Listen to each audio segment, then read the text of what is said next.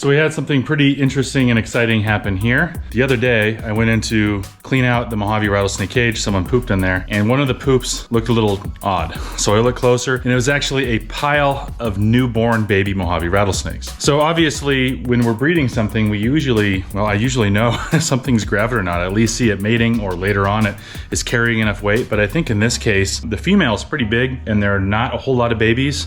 So she just looked like a healthy weight. Didn't seem gravid to me. So it was a complete surprise to see these babies in there. I don't know how many are in there. They're in there with the mother right now. I'm gonna lift the lid off and we're gonna take a look. Okay, first things first, we're going to remove the male from the enclosure so I can access the rest of them safely. He's usually pretty easy going. Okay. Very pretty greenish rattlesnake in the bucket. Let's see how mom is. Mom isn't always as excited to see me. There she is with all the babies.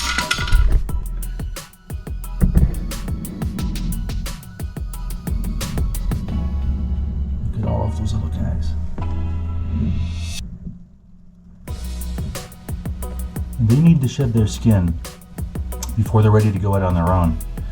But what you're seeing here is very typical with rattlesnakes that have just given birth. This mother and the babies are going to stay together until that happens, until the babies are able to go out on their own. And in the meantime, they enjoy the protection of having a big, grumpy mom around. So I can also say that for that particular rattlesnake too, that was not really common behavior. She's normally very quick to rattle. Would just run out of there as soon as I lift the top off of that. So even just her staying with those babies like that and everything being so nice and calm is kind of unique to that situation. And that is what we see in the wild as well. So what we're gonna do now is I'm gonna wait for maybe another week until all the babies have shed their skin and they're ready to go.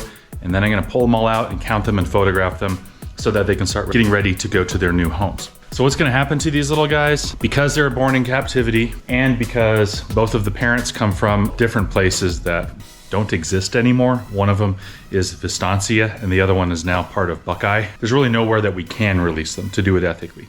So they're gonna be separated and be gifted to educational organizations and some very responsible private keepers. Some of those work for Rattlesnake Solutions as well. There might be one or two going to a zoo. So it'd be great if we could release them, but it's just not the way the world works. But they should be really pretty. I can't wait to see them after they shed. Hey everybody, Jeff here. I am headed out to North Mesa to go get a snake that is in a backyard. So we're gonna see what we're gonna get. Hello. How are you? Yeah, I understand. We got I think the same snake in the morning. Oh, you did? Throw it away, yeah. And it came back?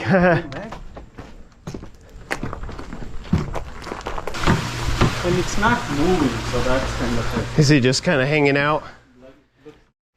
Okay.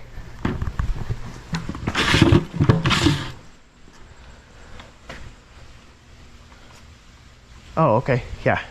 Is it rattle? It looks like it so far. Yeah, it's a rattlesnake. He's just hanging out. Has he just been stretched out like this the whole time? No, sorry. In the morning it was quiet. Okay.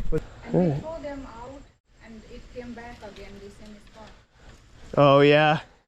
They can be kind of habitual, and you kind of created a little bit of a oasis in a paradise with this beautiful yard with all the sprinklers. I don't want these guys to come. Yeah. I can look around for a little bit here and make sure we don't have any other friends. Hey everyone, headed to a call in North Phoenix.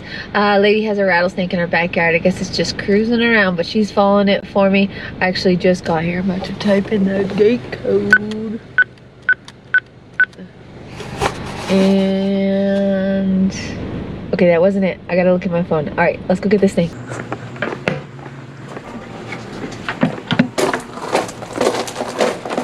Hello. Good. How you doing? I've been better. No, thank you for standing out here for so long. God, I'm scared. So. Oh, there's a little baby. No, Charles. Hey, baby.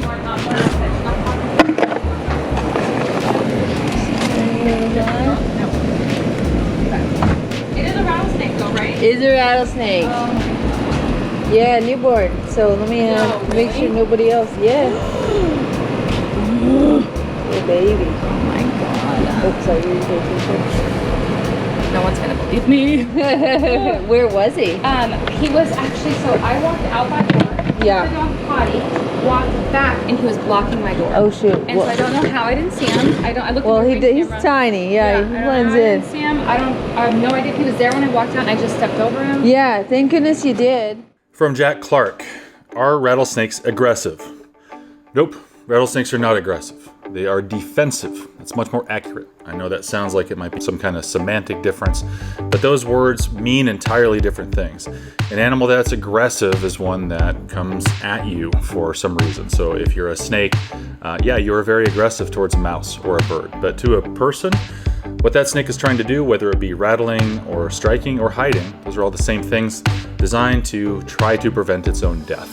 And all animals have some sort of defensive mechanism like that. So to say something rattled at them and say that's an aggressive snake, it's just not accurate. Alright, got this little tiny baby rattlesnake.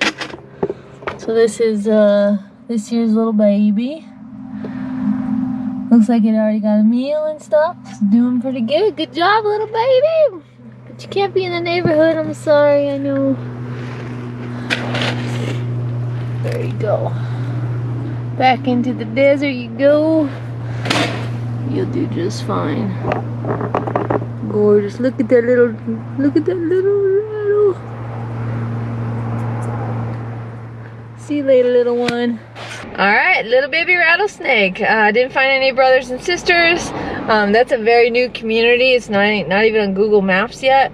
And I've already been in that neighborhood several times this year. So thankfully she saw that snake before her dog did. She's not from here, so I gave her some tips and tricks. It's now 11:30, so I better get home because the morning's gonna come real quick.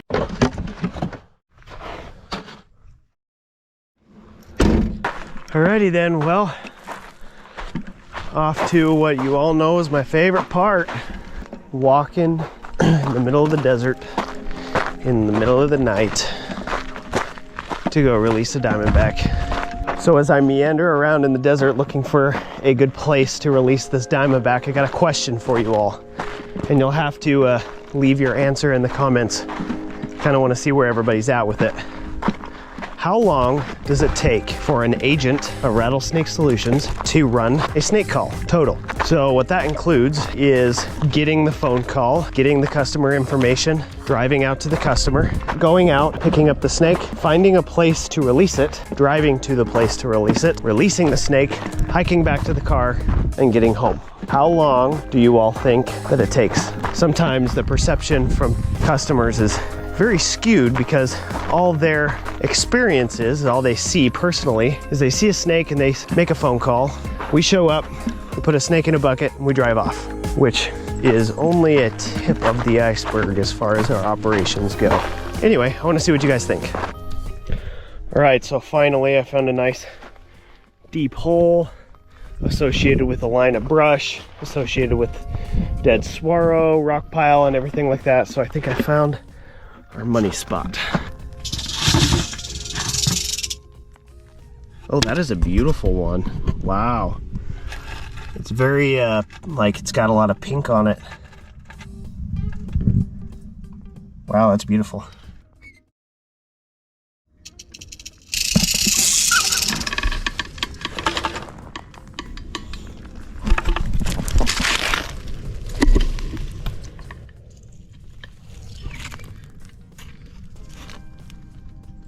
See you later, buddy.